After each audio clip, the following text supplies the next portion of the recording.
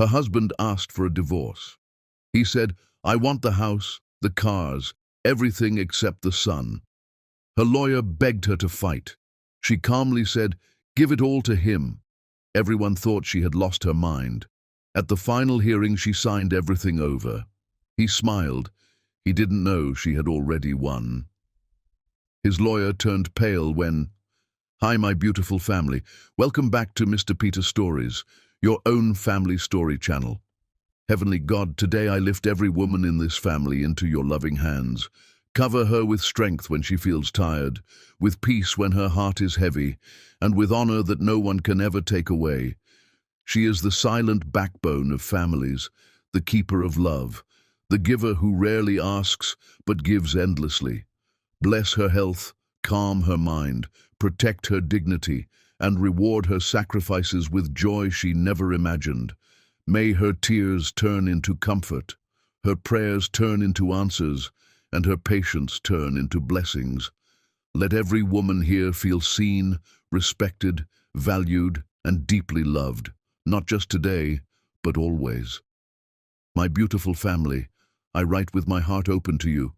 When you stay, when you listen, when you support, it gives meaning to every word I share. If this prayer touched you, please like the video and leave a comment. Your one moment of love keeps this family strong. If your heart is true, like the video. If your love is real, write, "I am with Mr. Peter." The conference room smelled like leather and expensive cologne. Jason Robards sat across from his wife with the kind of smile that made Jane's lawyer want to throw something. 12 years of marriage ending in this sterile office with fluorescent lights and a view of the parking lot where Jason's mistress waited in his BMW, her pregnant belly pressed against the steering wheel. "Let me be clear about what I want," Jason said, sliding a handwritten list across the mahogany table. His lawyer, Greg Hartwell, nodded approvingly. Jason wasn't just some deadbeat husband. He'd built Robards Tech Solutions from nothing into a company worth millions. Forbes had profiled him last year. He sat on 3 corporate boards. This was a man who won, and everyone in the room knew it. The house on Maple Ridge, both vehicles, the BMW and the Range Rover, the lake cabin in Pine Valley, our joint business, Robards Tech Solutions, all savings accounts, investment portfolios, and retirement funds. Jane's lawyer, Dorothy Kim, scanned the list with growing horror. She leaned toward Jane and whispered urgently, "This is insane! He's taking everything! Let me fight this!" Jane sat perfectly still, her hands folded on the table. She wore a simple gray dress, no jewelry except her wedding ring. She looked exactly like what Jason believed her to be, a secretary wife who'd gotten lucky marrying up, forgettable, disposable, weak. "There's one more thing," Jason continued, his voice dripping with false regret. "I don't want custody of Miles." Dorothy's pen clattered to the table. "Excuse me?" "Our son." Jason leaned back in his chair like he was discussing a merger, not abandoning his 8-year-old child. "I'm starting a new family. Fresh start. Miles can stay with Jane. I'll send birthday cards, obviously. But I don't want joint custody, visitation schedules, any of that mess." "You're giving up your son?" Dorothy's voice cracked with disbelief. Greg Hartwell interjected smoothly. "My client is being generous. He's providing Mrs. Robards with exactly what she values most, their child. In exchange, he's requesting the material assets they built together." "Built together?" Dorothy slammed her folder shut. Jane worked as his assistant while putting him through business school. She handled every detail of his life while he built his precious company. She raised his son alone while he worked 80-hour weeks and slept with his secretary. "Dorothy." Jane's voice cut through the rising tension like a knife through silk, quiet, controlled, final. Dorothy turned to her client, frustration written across her face.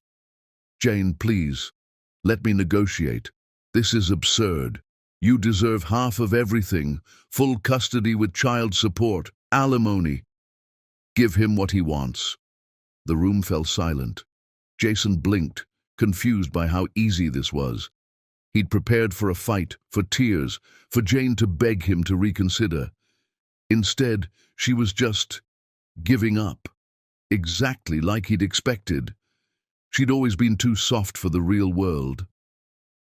Dorothy leaned closer, her voice dropping to an urgent whisper. "Jane, listen to me. If you sign this, you walk away with nothing. No house, no car, no savings, just Miles and whatever you can fit in a suitcase. You'll be starting over from zero while he lives in your dream home with that woman and their baby. This is financial suicide." Jane met her lawyer's eyes with an expression that was almost peaceful. "I understand." "No, I don't think you do." Dorothy's hands trembled as she shuffled through papers. "The house alone is worth $700,000. The business, even with recent setbacks, has assets worth at least $3 million. The investment accounts, the retirement funds, you're entitled to half of everything accumulated during the marriage. We're talking about walking away from over $2 million in assets." "I don't want his money." "It's not his money. It's your money. You earned it alongside him."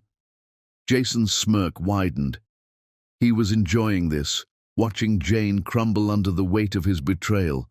What he didn't see was the way Jane's fingers tightened almost imperceptibly on her purse.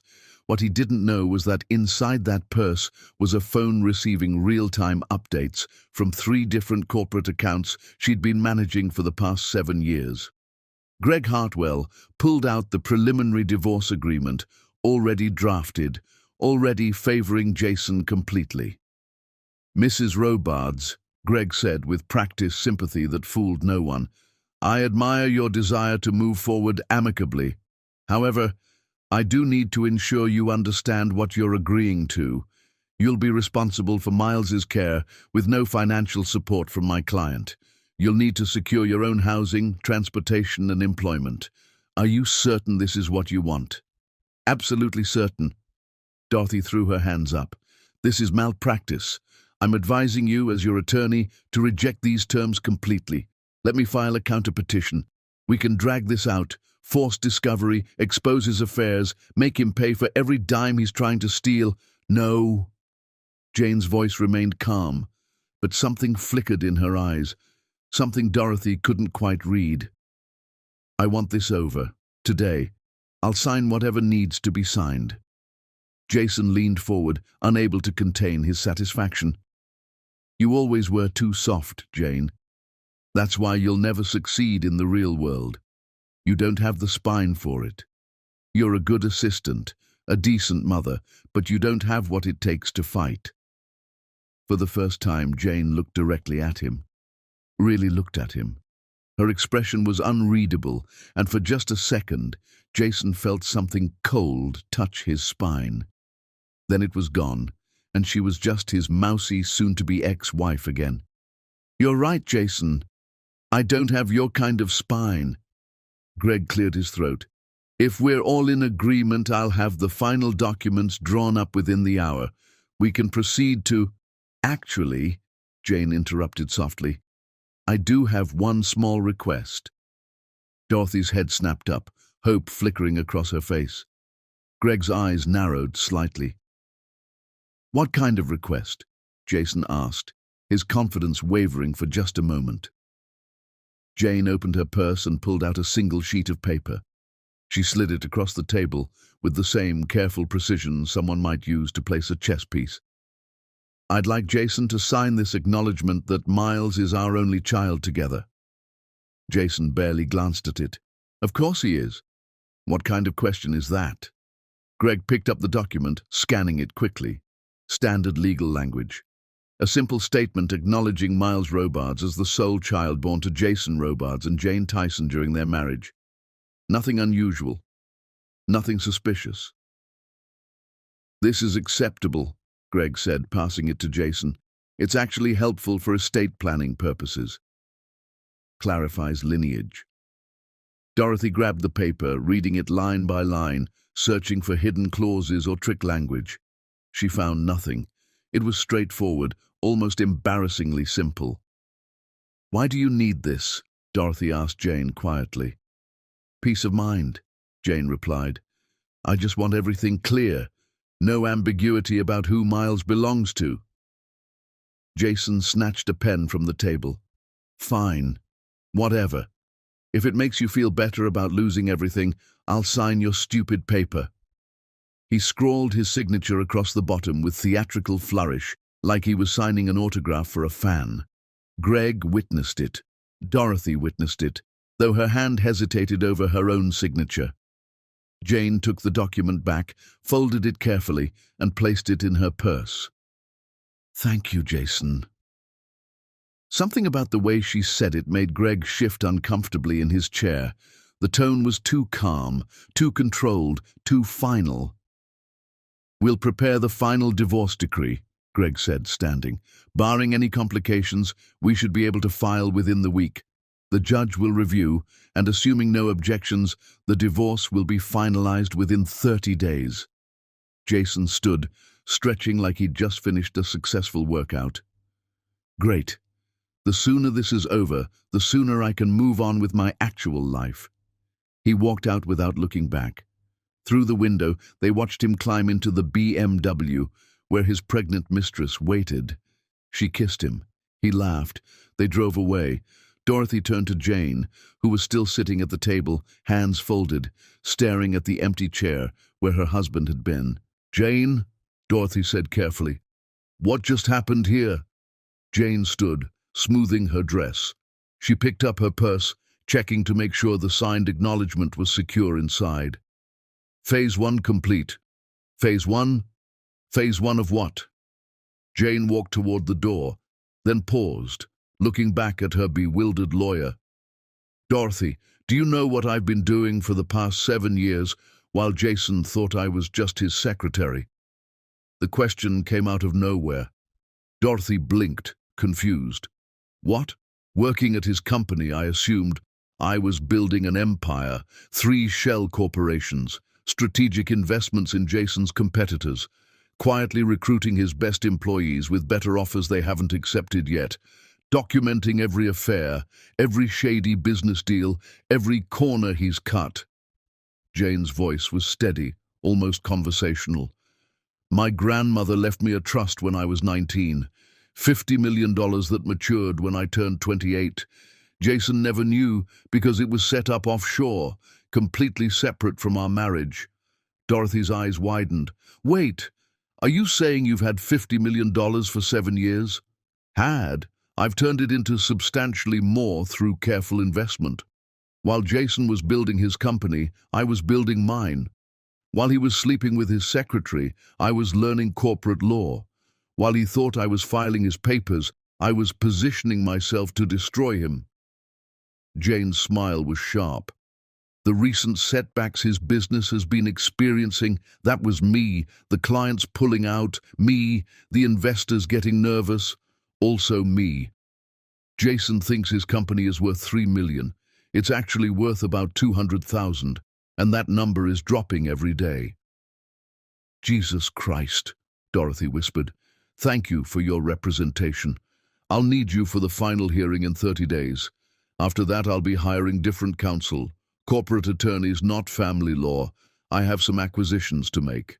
Jane walked out of the office, leaving Dorothy standing in the conference room, her mind racing through the implications of what she'd just witnessed. In the parking lot, Jane sat in her modest sedan, a car she'd deliberately chosen to look poor, when her actual car, a Mercedes, was parked in a private garage across town. She pulled out her phone and opened an encrypted messaging app. She typed, "He signed. Proceed with phase 2. 3 responses came back immediately from the corporate operatives she'd hired.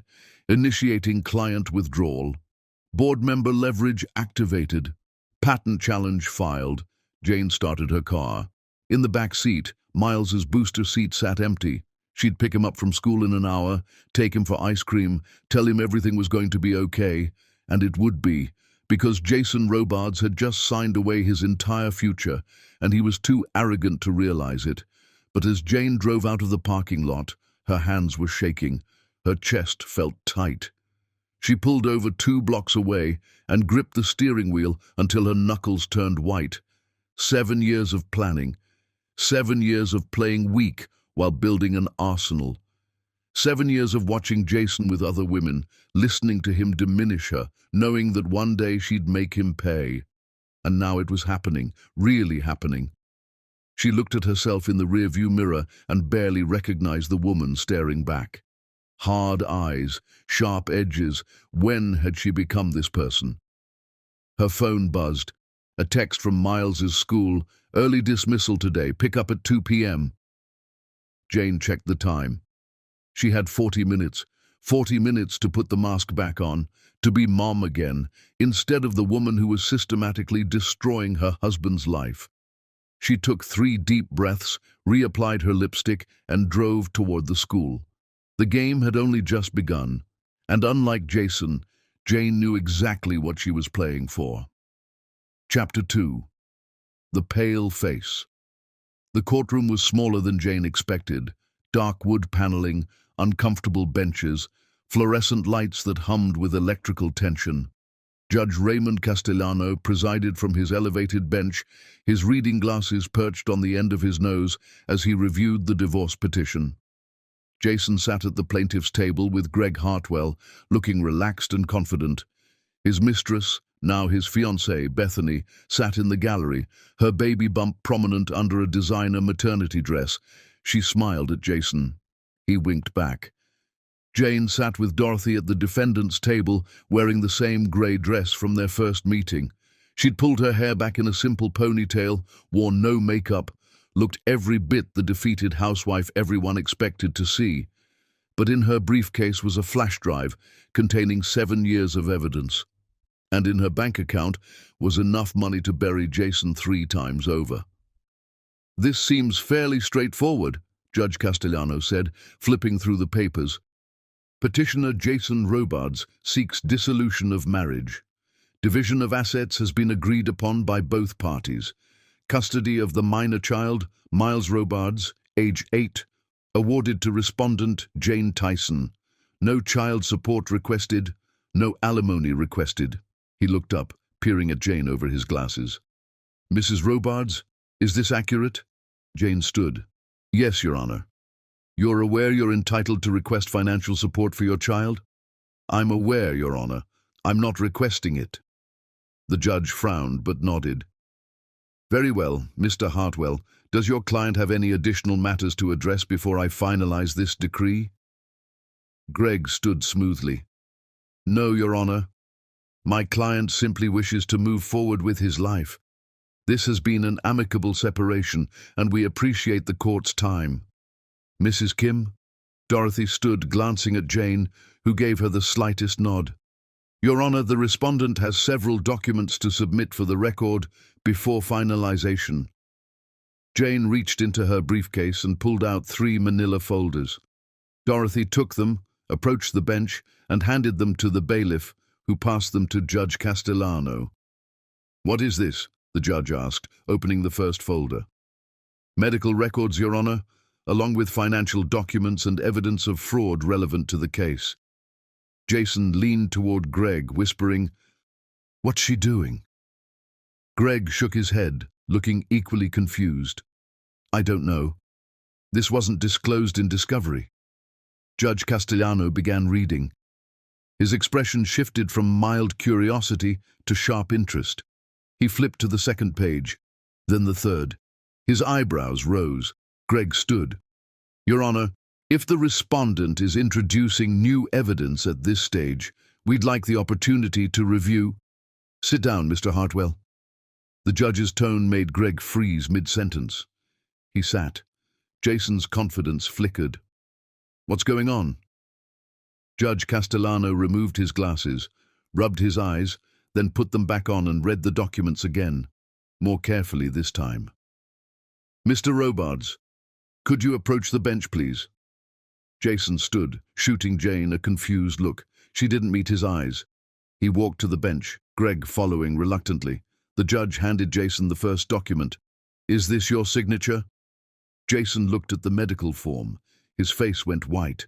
It was a consent form from Presbyterian Hospital dated 13 years ago, a vasectomy procedure, his signature at the bottom, clear as day.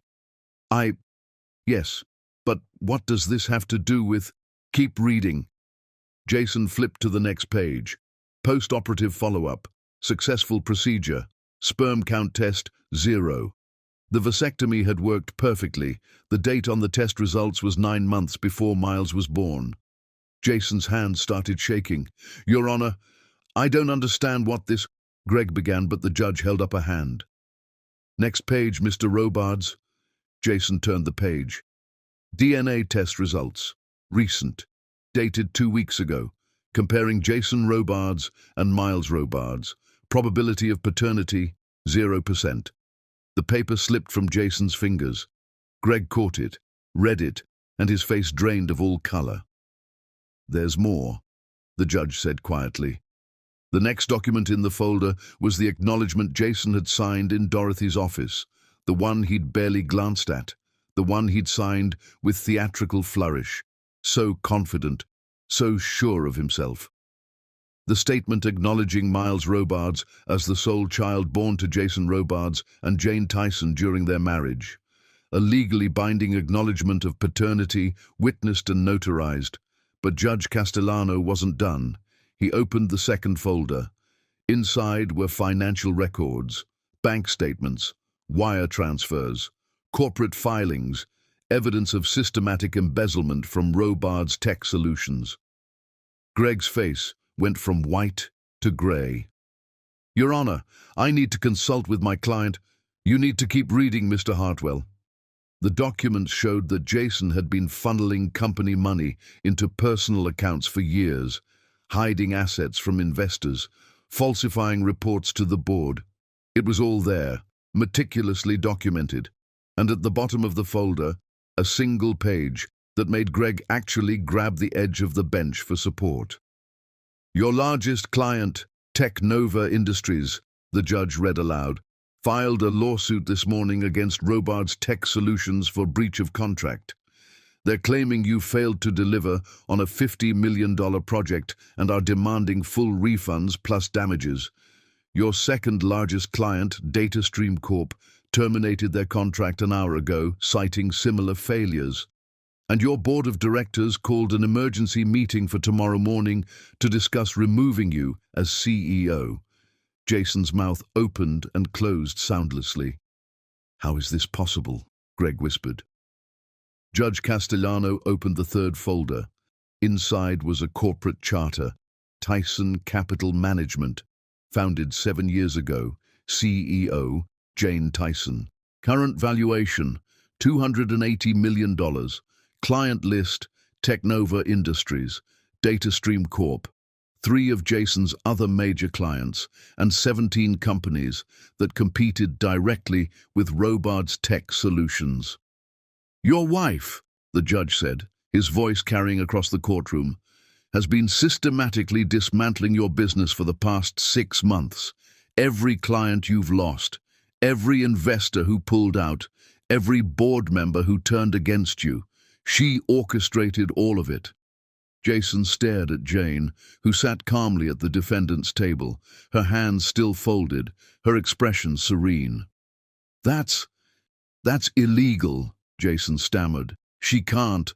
Actually, the judge interrupted. Every action she took was completely legal. She offered better services at better prices to your clients. They chose to leave. That's called competition, Mr. Robards. What's potentially illegal is this. He tapped the embezzlement records. The district attorney received copies of these documents this morning. I expect you'll be hearing from them shortly. Greg was frantically flipping through documents, searching for an escape clause, a loophole, anything. He found nothing. But the DNA test, Jason said desperately. Miles isn't mine. I can contest the acknowledgement. You signed a legal document acknowledging paternity less than 30 days ago, the judge said, in front of witnesses, after having over 8 years to contest paternity if you had doubts. That acknowledgement is binding, regardless of biological connection. Your Honor, this is entrapment. This is consequences, Mr. Hartwell. The judge's voice was sharp. Your client had a vasectomy and never told his wife. He lived with a child he knew wasn't biologically his and said nothing. He chose to abandon that child in divorce proceedings. And when given a clear opportunity to acknowledge the truth, he instead signed a legal document claiming the child as his own. The judge looked at Jason with undisguised contempt. You wanted everything except the son. Congratulations, Mr. Robards. You're getting exactly that. What does that mean? Jason's voice cracked. It means child support. It means you acknowledge paternity. And in this state, that acknowledgement is legally binding regardless of biological connection. It means that while you're losing your company, your reputation, and quite possibly your freedom, if the DA presses charges, you'll also be financially responsible for the son you tried to discard. In the gallery, Bethany stood up, her face pale. Jason, what is he talking about? What embezzlement? What company? But Jason couldn't answer. He was staring at the documents spread before him, the vasectomy records, the DNA test, the acknowledgement of paternity, the evidence of his fraud, the corporate filings showing Jane's empire, every angle cut off, every escape route blocked, and for the first time, he realized he hadn't been fighting Jane. He'd been fighting someone he'd never known existed, someone who'd spent 7 years preparing for this exact moment while he'd been too arrogant to notice. Do you understand what you've done? The judge asked Jason. Jason finally found words. She tricked me. Judge Castellano looked at Jane, who sat calmly at the defendant's table, and something that might have been respect crossed his face. Mrs. Robards, would you like to address the court? Jane stood. Her voice was steady, clear, and devastating. Your Honor, I've known about my husband's vasectomy for 12 years. He got it done during a business trip, told me he was having a minor medical procedure, and never mentioned it again. When I became pregnant with Miles, I didn't understand how it was possible. When Miles was born and looked nothing like Jason, I had the DNA test done. I've known Miles wasn't Jason's biological child since he was 6 months old. Jason stared at her, horror and disbelief warring on his face. You've known for 8 years? Jane ignored him, continuing to address the judge. I chose to stay in the marriage for Miles's sake, and because I was building something. My grandmother left me a trust when I was 19, $50 million that matured when I turned 28.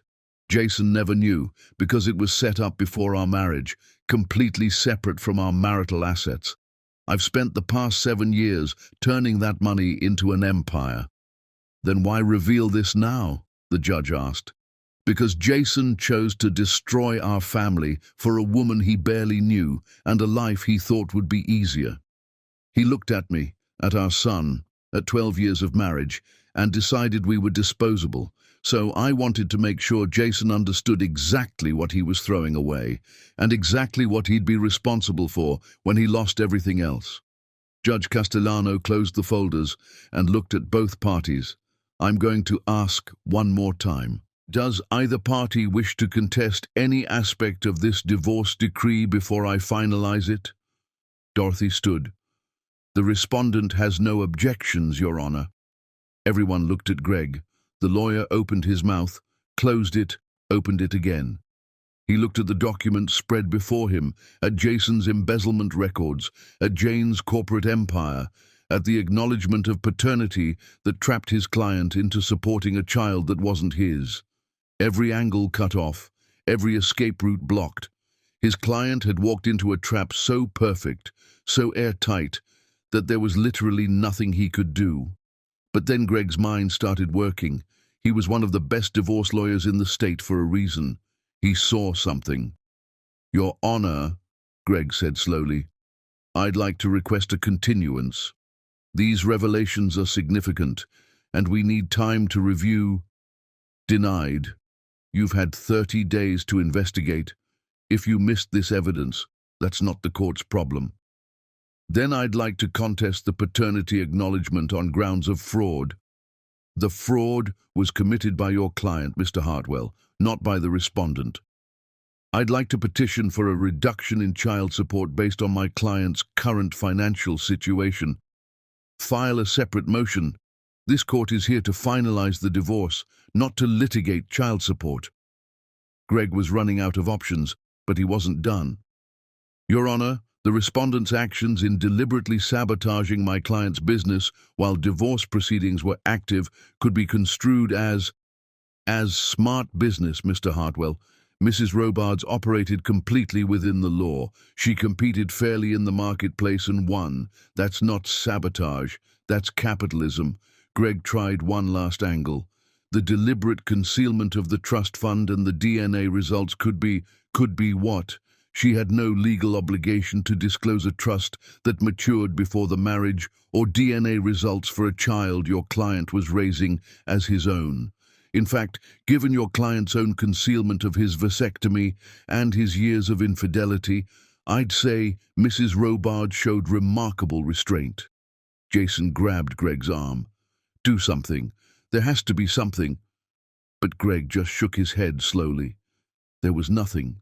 Jane had played this perfectly. Mr. Hartwell, the judge prompted, do you have objections to this divorce decree? Greg's voice was hollow. No objections, Your Honor. The gavel came down with a sharp crack that made Jason flinch. Divorce granted. Mr. Robards, child support will be set at the statutory amount based on your previous income until you file a modification petition. This court is adjourned. Jason stood frozen as people filed out of the courtroom. Bethany approached from the gallery, her voice shrill with panic. Jason, what just happened? What did that judge mean about embezzlement, about child support for someone else's kid? You said she had nothing. You said we won. Jason couldn't answer.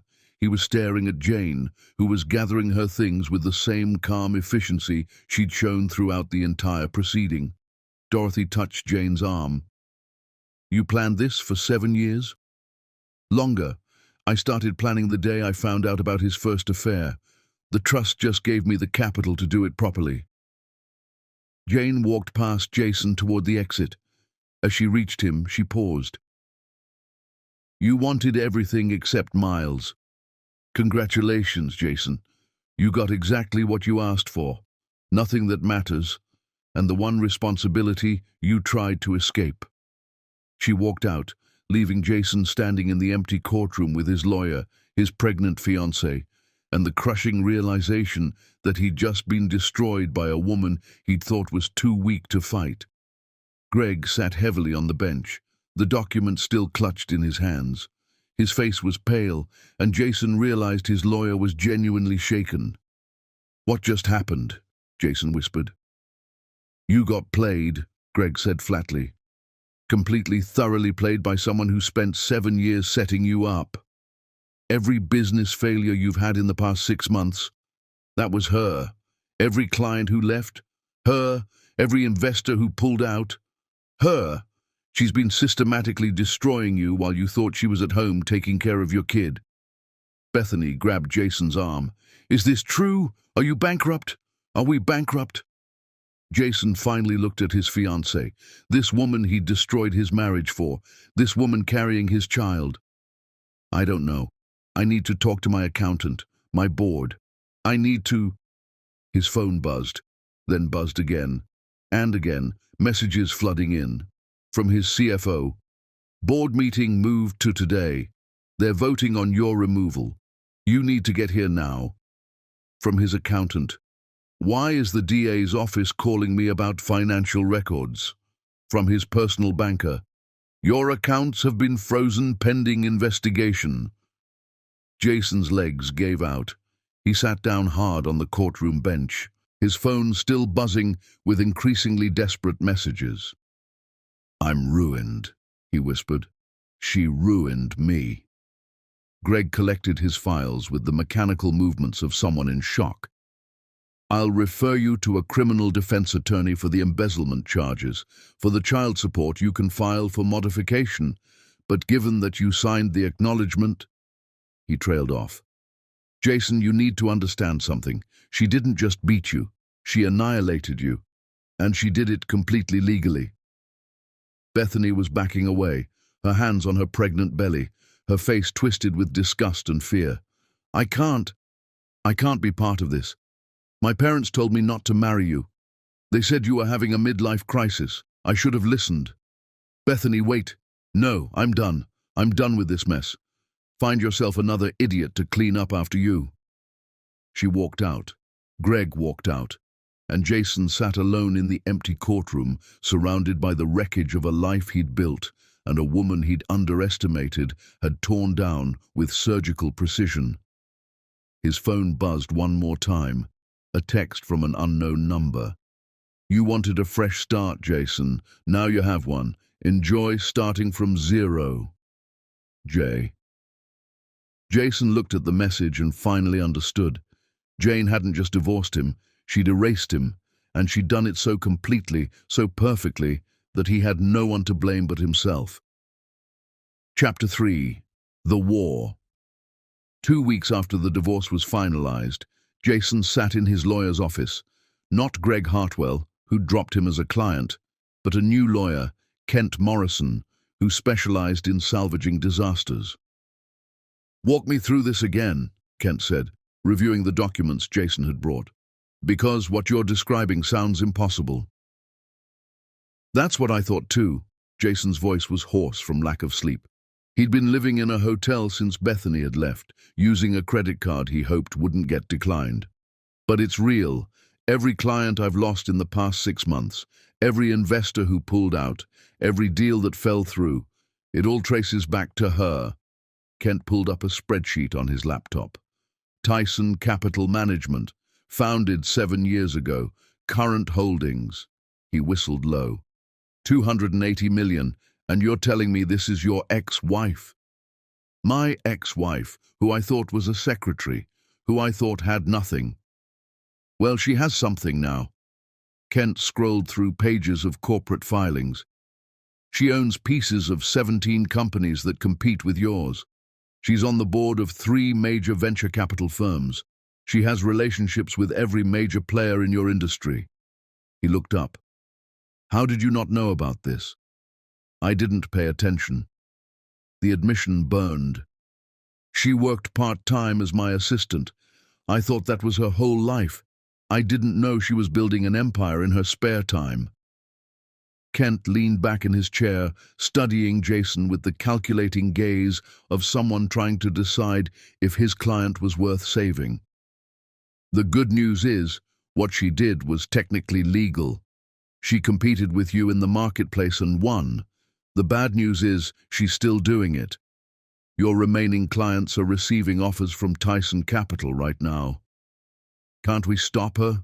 Sue her for something? For what? Running a better business? Offering better prices? Kent shook his head. Jason, here's the reality. Your company is worth about $100,000 at this point. Maybe less. You have 3 employees left, and they're shopping their resumes. Your board is voting on your removal tomorrow, and the DA is building an embezzlement case that, frankly, looks pretty solid. Jason felt the walls closing in. What if I fight back? What if I expose her? Tell people she deliberately sabotaged me during the divorce? Tell them what? That she built a successful company? That she competed fairly and won? That makes you look weak, not her look guilty. Kent pulled up another document. I did some digging. Her reputation in the industry is spotless. People describe her as brilliant, strategic, fair. She's donated millions to charity. She's mentoring young entrepreneurs. She's a single mother raising a kid while building an empire. You go after her publicly, and you look like a bitter ex-husband who can't handle losing. So what do I do? Kent closed his laptop. You have 2 choices. 1, you accept that you lost. You declare bankruptcy, negotiate a plea deal on the embezzlement charges, pay whatever child support the court sets, and start over from nothing. Or 2, you fight. But if you fight, you need to understand something. She's smarter than you, richer than you, and she's been planning this for 7 years. You're fighting from a position of complete weakness. I want to fight. Kent studied him for a long moment. Why? Pride? Revenge? What exactly are you hoping to accomplish? Jason thought about Bethany leaving, about his parents taking Jane's side, about Miles calling him Mr. Robards in that polite, distant voice, about watching his entire life disintegrate while Jane stood calm and untouched. I want her to know she didn't break me. I want to survive this. And I want to be able to look my son in the eye someday and tell him I didn't just roll over and die. Your son who isn't biologically yours? Who you tried to give up in the divorce? The words hit like a slap. Yes, that son. Kent nodded slowly. Okay, then here's what we do. We hire a private investigator. We go through her business dealings with a microscope. We look for anything, any corner cut, any rule bent, any favor that crossed a line. We find her weakness. She doesn't have weaknesses. Everyone has weaknesses, Jason. We just have to find hers. Over the next 3 months, Jason became obsessed. He hired the investigator Kent recommended, a former FBI agent named Rita Blackwood, who cost more per hour than Jason's current employees made per day. He maxed out credit cards, borrowed money from what few friends hadn't abandoned him, and poured every resource into finding something, anything, he could use against Jane. Rita came back with disappointing news. She's clean, Rita said, sitting across from Jason in his hotel room. I've gone through 7 years of transactions. Every deal is legitimate, every contract is fair, every business relationship is above board. If anything, she's more ethical than most CEOs I investigate. There has to be something. There isn't. She's careful, methodical. She doesn't take risks. She doesn't cut corners. Rita pulled out her notes. But I did find something interesting. Not illegal, but strategic. Tell me. 6 months before your divorce, she started positioning herself more aggressively, reaching out to your clients directly, making offers, building relationships. It was subtle enough that no one noticed it was coordinated, but looking back, it's clear she had a plan. Can we use that? Use it how? She competed for your clients? That's not a crime? Rita paused. But there is one person who might know more about her strategy, someone who was close to her during the planning phase. Who? Her mother, Vivian Tyson. She's retired now, lives in Connecticut, but she used to run the family business before your ex-wife took over. If anyone knows how deep this plan goes, it's her. Jason flew to Connecticut the next day. He found Vivian Tyson's address through public records and showed up unannounced at her townhouse in an expensive neighborhood. The woman who answered the door was in her 60s, elegant, with the same sharp eyes as Jane. Mr. Robards, she said, not sounding surprised. I wondered when you'd show up. You know who I am? Of course. You're the man who destroyed my daughter's happiness and is now upset that she built a new life without you. Vivian didn't invite him in. What do you want? I want to understand. I want to know how long she planned this. I want to know if destroying me was always the goal. Vivian studied him for a long moment, then stepped aside. Come in. I'll tell you everything. Not because I feel sorry for you, but because you deserve to understand exactly what you lost. Inside, her townhouse was decorated with family photos. Jason saw Jane at various ages, a wedding photo of Vivian and her late husband, and pictures of Miles, smiling, happy, thriving. Vivian poured 2 glasses of scotch and handed one to Jason. My daughter came to me 7 years ago. She'd just found out about your 3rd affair. She was devastated, broken. She asked me what she should do. What did you tell her? I told her to leave you, but she said she couldn't. She had Miles to think about. She had no job, no income, no way to support herself. She felt trapped. Vivian took a sip of her drink. So I told her about the trust, about the $50 million that would be hers in a few months. And I told her what my mother had told me when I was young. The best revenge isn't anger, it's excellence. So you helped her plan this. I helped her build a business. I introduced her to my contacts. I taught her everything I knew about corporate strategy. But the plan to destroy you? That was all Jane. She spent 7 years learning your business, understanding your weaknesses, positioning herself to compete. Vivian's smile was sharp. She didn't set out to destroy you, Jason. She set out to build something better than you. The destruction was just a side effect. She deliberately sabotaged my company. She competed with your company. There's a difference. She timed everything to coincide with the divorce. Of course she did. She wanted you to understand what you'd lost. She wanted you to feel what she'd felt all those years, powerless, diminished, invisible. And she wanted you to know that the woman you treated as a secretary was actually your superior in every way that matters. Jason set down his untouched scotch. Did she ever love me? Vivian's expression softened slightly. I think she loved who she thought you could be, but you chose to be someone else, someone who valued power over partnership, someone who saw her as a possession instead of a person. She paused. My daughter is brilliant, Jason. She always has been. But you never saw it because you never looked. You were too busy looking at yourself. What about Miles? Does she care that she's hurting him by destroying his father? You destroyed yourself as Miles's father when you tried to give him up in the divorce. Jane is protecting him from you, not hurting him because of you. Jason stood to leave. He'd gotten the answer he came for, even if it wasn't the answer he wanted. Mr. Robards, Vivian said as he reached the door. A word of advice. Stop fighting my daughter. You can't win. She's better at this than you are. She's always been better at it. The only question now is how much more you're willing to lose before you accept that. Jason drove back to the airport in silence. He called Kent from the rental car. I found something, he said. What? Confirmation. This was planned, deliberate, coordinated.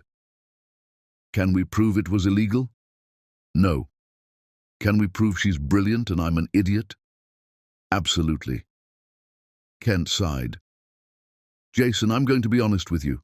Your legal fees are piling up. The investigation is costing a fortune. Your company is about to be sold for parts, and we haven't found anything that would change the outcome of your divorce or your child support obligations. It's time to accept reality. No. There has to be something. Some mistake she made. Some moment where she slipped up. And if there isn't, Jason gripped the steering wheel harder. Then I keep looking until I find it. But even as he said it, a small voice in the back of his mind whispered the truth he wasn't ready to accept. Jane hadn't made mistakes. She'd made choices, and every choice had been smarter than his. The war he thought he was fighting, it had been over before it started. He'd just been too blind to notice. Chapter 4. The Crack. 5 months after the divorce, Jane sat in her office at 11 p.m., staring at an email she'd read 20 times already. We need to talk about the data stream acquisition. There are concerns about timing and intent. Call me. Robert. Robert Chen was her mentor, one of the venture capital partners who'd helped her build Tyson Capital. He was also one of the few people who knew the full extent of what she'd done to Jason. And if Robert had concerns, it meant someone was asking questions. Jane's hands shook as she picked up her phone. She dialed his number. You got my email, Robert said without preamble. What's wrong? DataStream's CEO called me today. Asked some pointed questions about when you first approached them, about whether you'd leveraged inside information about Robards tech to make your pitch more appealing. Jane's stomach dropped. I didn't use inside information. Everything I knew about Jason's contracts was public record or information I gathered independently. I know that. You know that. But Jason hired a very aggressive lawyer and a former FBI investigator. They're asking questions, making noise. And when people make enough noise, other people start paying attention. What kind of attention? The kind where regulatory agencies start wondering if there was corporate espionage, where clients start wondering if they can trust you, where investors start worrying about liability. Robert paused. Jane, you built something incredible, but you built it while actively destroying your husband's company. Those two facts together create optics problems. Everything I did was legal. Legal and ethical aren't always the same thing in the court of public opinion. And right now, Jason is telling a story about his vindictive ex-wife who destroyed him during a divorce. It's a good story. People like underdog stories. He's not the underdog. He's a cheater and a fraud. Then prove it, publicly, with evidence. Because right now all people see is a successful woman who built an empire while her husband's company collapsed. You need to control this narrative before it controls you. Jane ended the call and sat in her dark office, her reflection staring back at her from the window. For the first time since the divorce, she felt genuinely afraid. Everything she'd built was legitimate. Every deal was fair. Every client had chosen her because she was better, not because she'd cheated. But Robert was right about optics.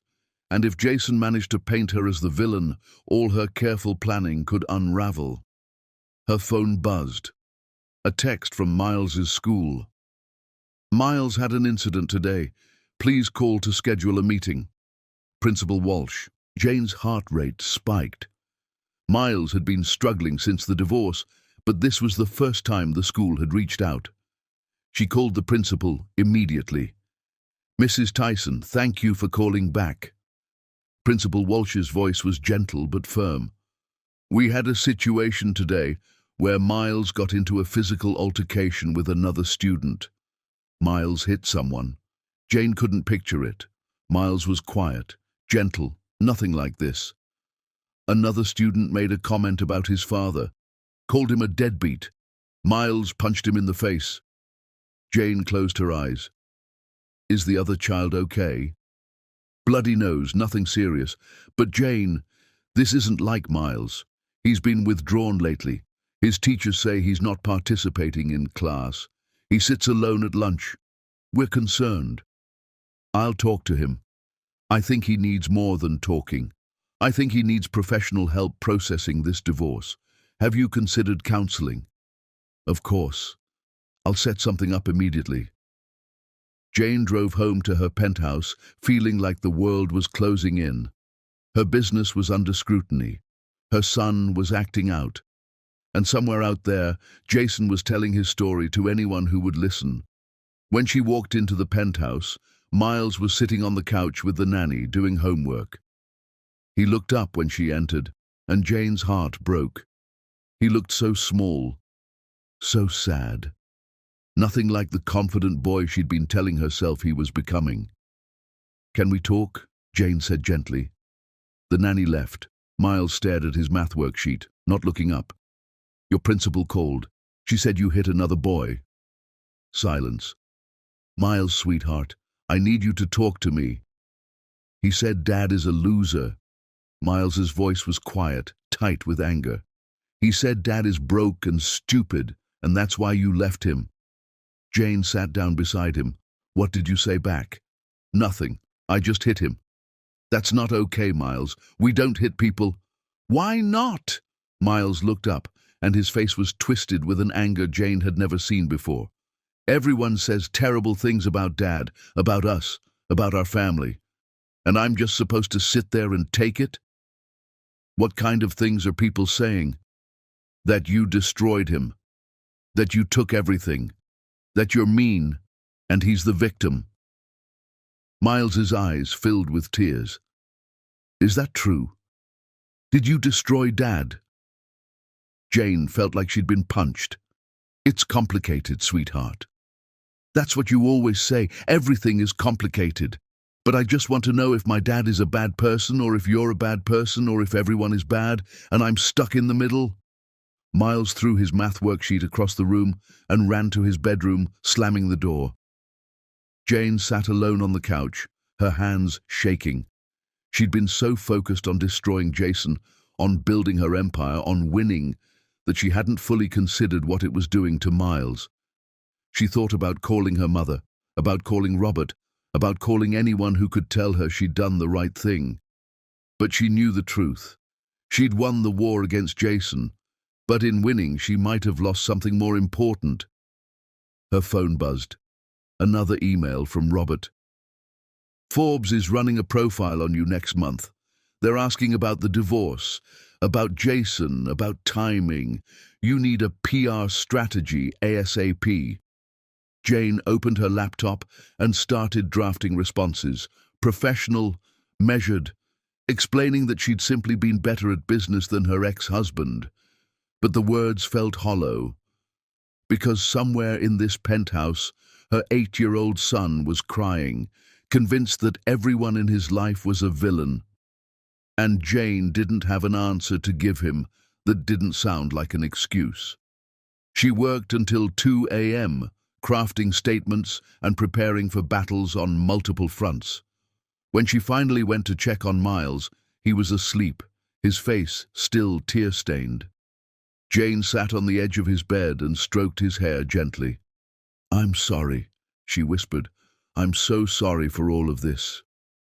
Miles didn't wake up, didn't hear her apology, didn't see his mother finally crack under the weight of everything she'd built and destroyed.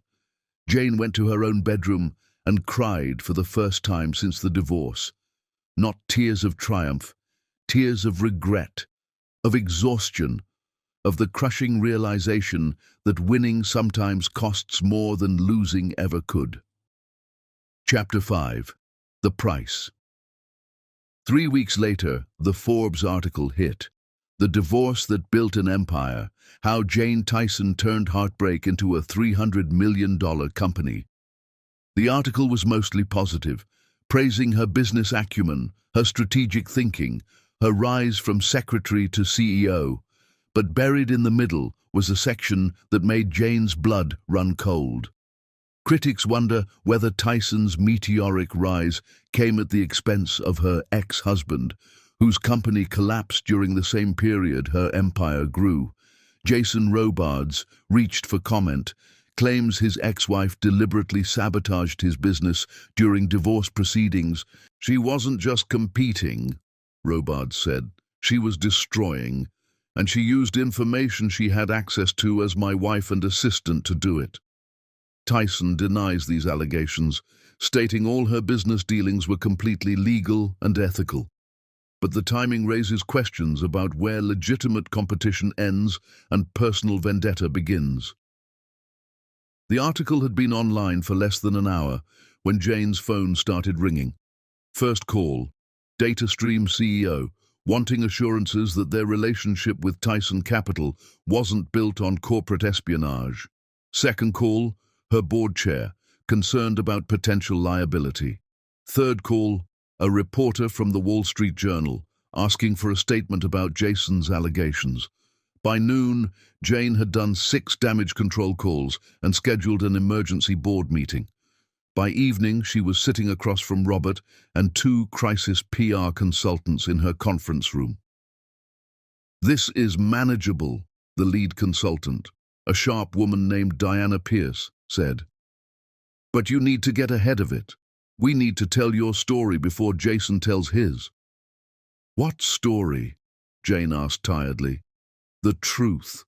That you built a business while married to a man who undervalued you, that you competed fairly and won, that his company collapsed because he mismanaged it, not because you sabotaged it." Diana pulled out a presentation. "We'll get you on podcasts, at conferences, in interviews. We'll position you as a role model for women who've been underestimated. We'll make Jason's allegations look like sour grapes from a bitter ex. Won't that just make things worse? Put more attention on the divorce?" "The attention is already there, Jane. Now we control the narrative, or Jason does." Robert leaned forward. "There's something else you need to know. I got a call today from one of the regulatory agencies. They're not opening an investigation yet, but they're watching.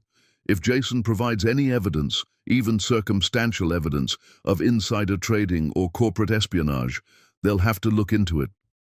There is no evidence because I didn't do anything illegal. I know. But investigations aren't about guilt.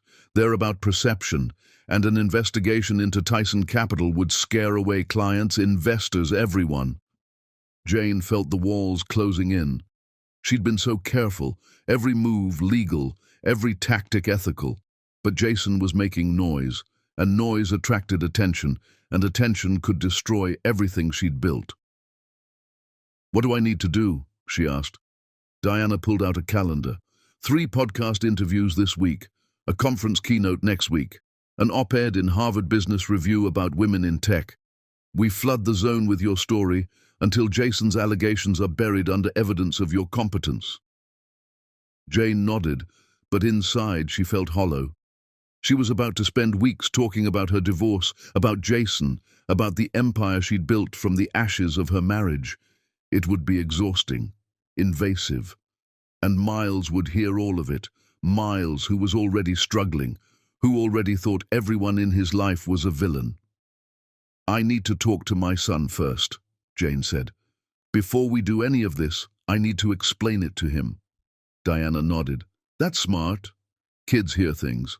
Better it comes from you." The meeting ended.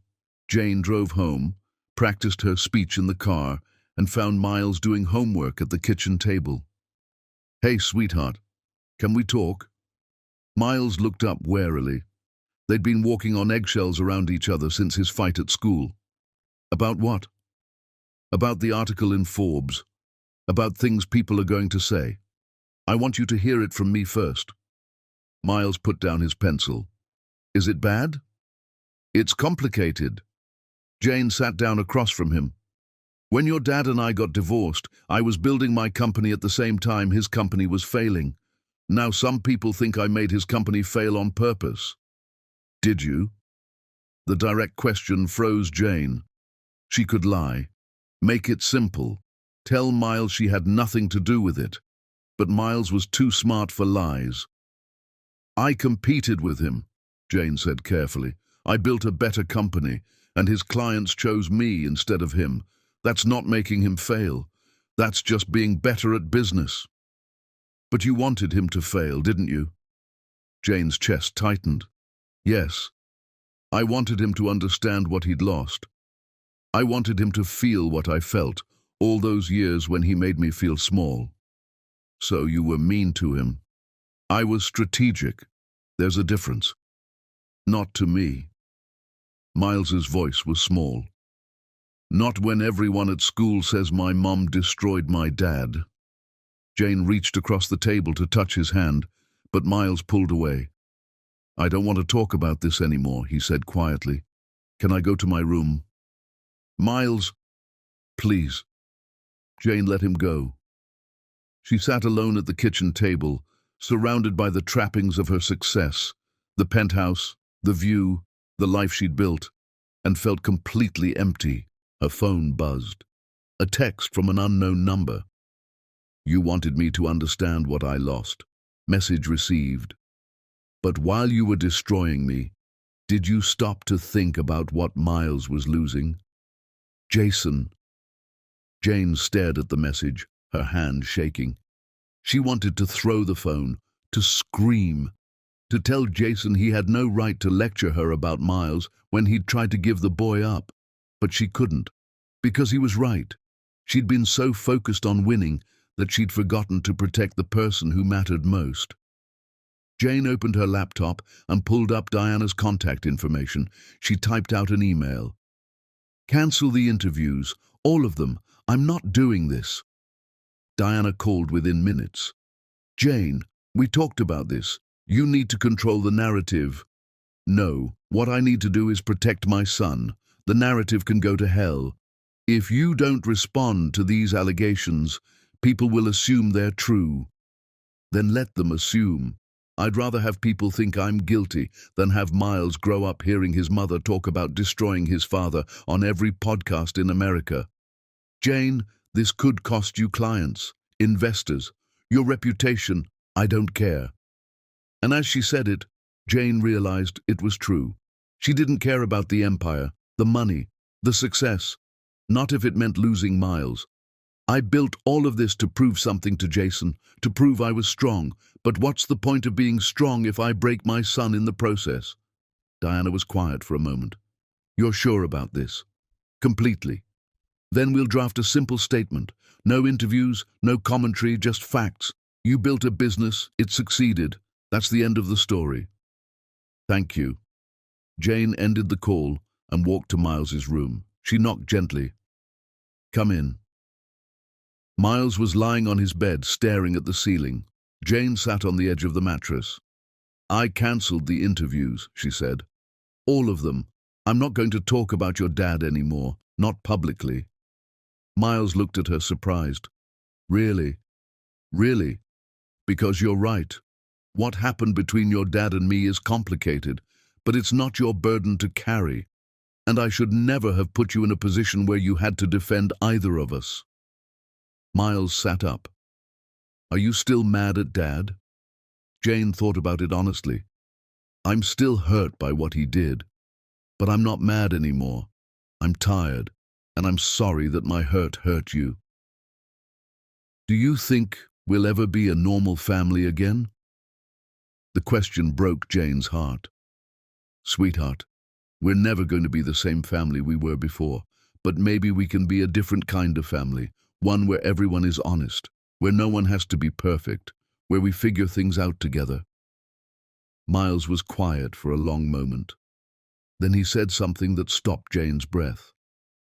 I want to see Dad, not like visits with counselors. I want to actually talk to him. Jane's instinct was to say no, to protect Miles from Jason, to keep control. But she looked at her son, this beautiful, complicated boy who'd been caught in the middle of a war he didn't start, and made a choice. Okay, I'll set something up. Really? Really? Because you're right. You deserve to know your dad. Not the version I tell you about, not the version he wishes he was, the real person. And you deserve to decide for yourself what kind of relationship you want with him. Miles hugged her fiercely. Thank you, Mom. Jane held her son and cried quietly. Not tears of triumph this time, tears of letting go, of accepting that some victories aren't worth the cost, of choosing Miles over pride. Later that night, Jane did something she hadn't done in months. She called Jason. He answered on the third ring, his voice wary. Jane? Miles wants to see you, actually see you, talk to you, not supervised visits, real time together. Silence. Then Jason's voice, thick with emotion. Are you serious? Yes. But Jason, I need you to understand something. If you hurt him again, if you make promises you don't keep, if you let him down, I will destroy you in ways that make the divorce look gentle. Do you understand? I understand. Then we'll set something up. This weekend. You can take him for the afternoon. Thank you, Jane.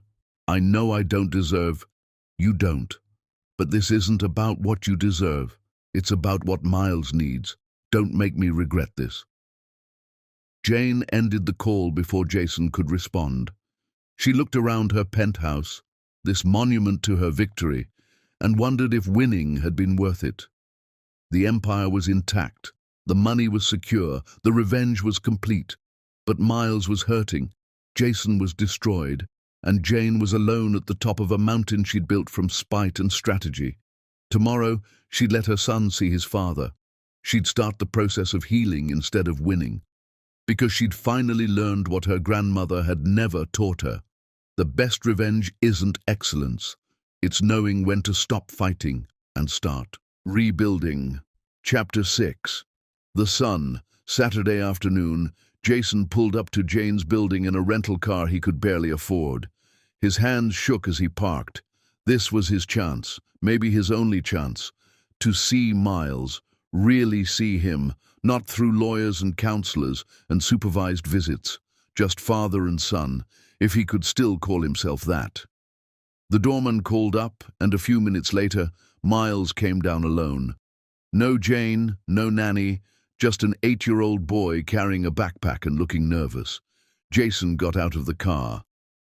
"Hey, Miles." "Hi." Miles's voice was small. They stood awkwardly for a moment. Then Jason opened the passenger door. "Ready?" Miles climbed in, buckled his seatbelt, and stared straight ahead. Jason got back in the driver's seat and pulled into traffic, his mind racing. "Where did you take a son you'd abandoned? What did you say to a boy you'd tried to give up?" "Where do you want to go?" Jason asked finally. "I don't know. Where do dads usually take kids?" The question hit Jason like a punch. "Usually. I don't know. When you were little, we used to go to the park, play on the swings, get ice cream." "I don't remember that." "You were pretty young." They drove in silence. Jason turned toward the park anyway, not knowing what else to do. When they arrived, it was mostly empty. A weekday afternoon, most kids were in school. They sat on a bench near the playground. Miles kicked at the wood chips under his feet. "Why did you leave us?" Miles asked suddenly. Jason had known this question was coming, had prepared answers in therapy, had practiced being honest. But actually, hearing it from his son made all those preparations feel hollow. "I was scared," Jason said finally. "Of what?" "Of everything. Of being a bad father. Of not being successful enough. Of getting old. Of not mattering." Jason took a breath. "Your mum and I got married young. I built my company. I thought that's what made me important, being successful. And when you were born, I loved you. But I also felt trapped, like my life was happening too fast and I couldn't control it. So you left. So I convinced myself I needed a fresh start, a new family, a new life. I told myself you'd be better off without me.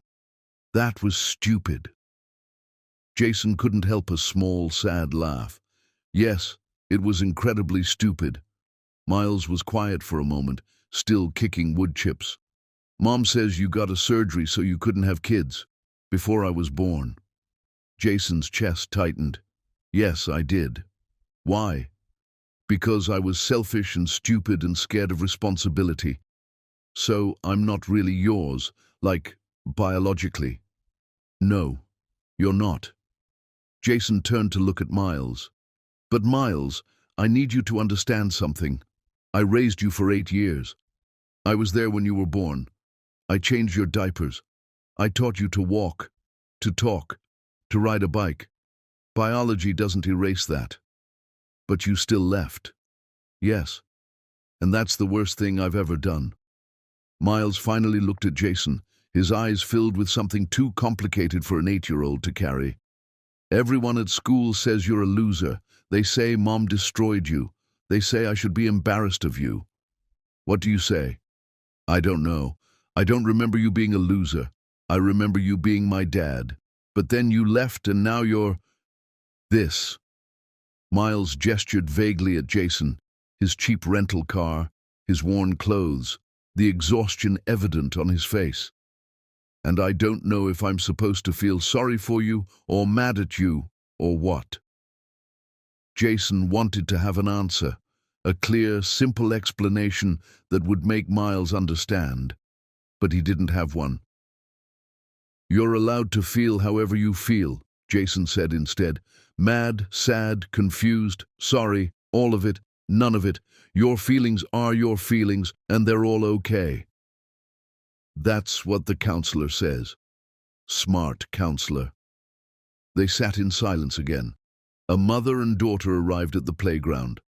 The little girl, maybe 5, ran to the swings.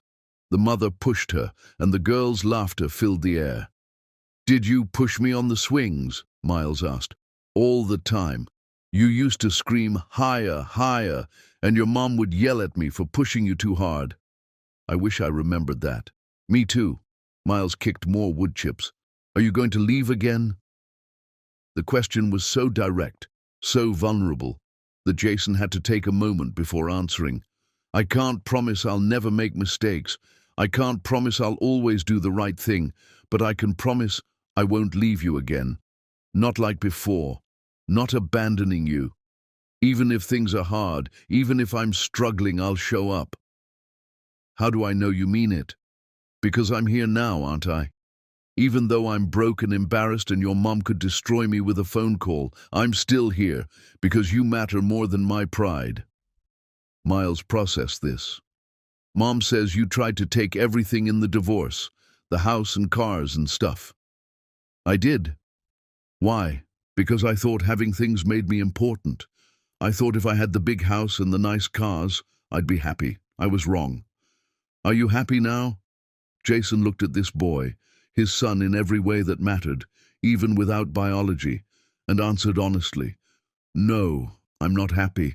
I'm sad and scared and ashamed of what I did to you and your mom, but I'm trying to be better. Does that count for anything? Miles shrugged. I guess. They sat on the bench until the mother and daughter left, until the sun started getting lower, until the silence between them felt less awkward and more comfortable. I should get you home, Jason said finally. Okay. They drove back to Jane's building. When Jason pulled up, Miles didn't get out right away. Can we do this again? Miles asked. Not with counselors, just us. Jason's throat tightened with emotion. If your mom says it's okay, then yes, absolutely.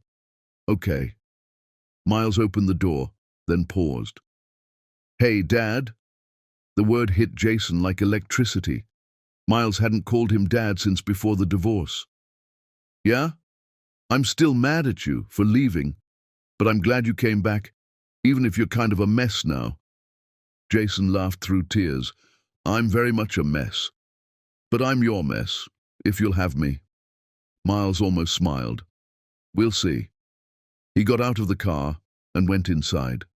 Jason sat in the rental car, crying, the word Dad echoing in his mind like a prayer answered. His phone buzzed, a text from Jane. How did it go? Jason typed back. He called me Dad. 3 dots appeared, disappeared, appeared again. Finally, don't make me regret this. Jason drove back to his small apartment, not the hotel anymore, he'd found something cheaper, and sat on his second-hand couch. He pulled out his phone and did something he hadn't done in months. He called Kent, his lawyer. I want to drop the investigation into Jane. Kent was silent for a moment. Are you sure? We were making progress. I'm sure. She won, fair and square. I'm done fighting. Jason, if we keep digging, we might find... I don't care what we might find. I'm done. Send me a final bill and close the case. Jason ended the call and felt something he hadn't felt in months. Relief. He'd lost the war, lost everything. But maybe, just maybe, he could win back his son. And that was worth more than any revenge. Chapter 7. The Cost. 8 months after the divorce, Miles started having nightmares. Jane would wake to him screaming, run to his room, find him tangled in sheets and sobbing. When she asked what the nightmares were about, Miles would just shake his head and refuse to talk. The school counselor called again. Miles was falling behind in his classes, not participating, sitting alone at lunch. The other kids were starting to avoid him. Jane hired a child psychologist, Dr. Rachel Foster, who specialized in children of divorce. After 3 sessions, Dr. Foster called Jane in for a parent conference. Miles is carrying a lot of guilt, Dr. Foster said gently. He feels responsible for the conflict between you and Jason. That's ridiculous. None of this is his fault. I know that, you know that, but Miles doesn't. In his mind, if he wasn't born, you and Jason would still be together. If he was Jason's biological child, maybe Jason wouldn't have left. If he was a better kid, maybe